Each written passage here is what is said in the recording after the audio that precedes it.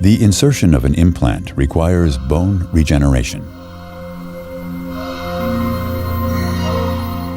New bone formation originates from the lateral bone walls of this crater-like two-wall defect.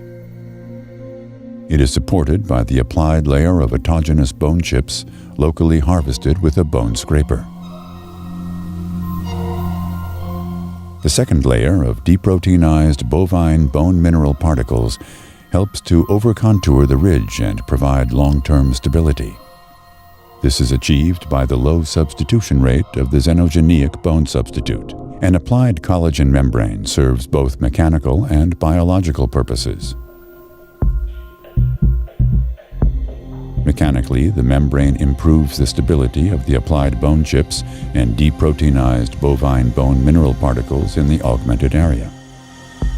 Biologically, the membrane provides a secluded space and prevents the ingrowth of soft tissue from the overlying mucosa.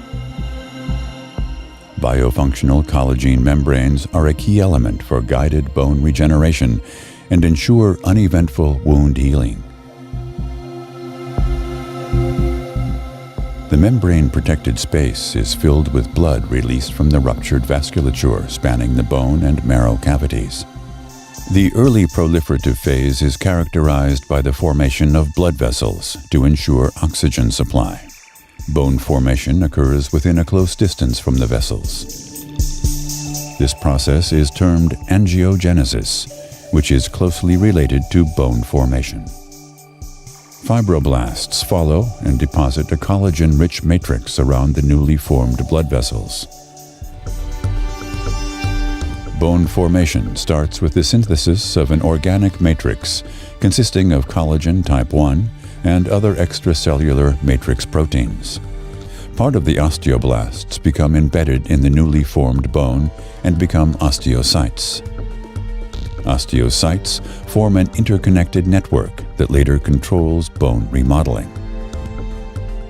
Woven bone forms and connects the available surfaces by bone trabeculae.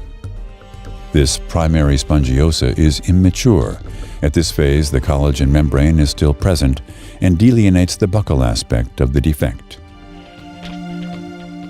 After having fulfilled its role as a barrier, the collagen membrane allows vascularization of the grafted site from the periosteum.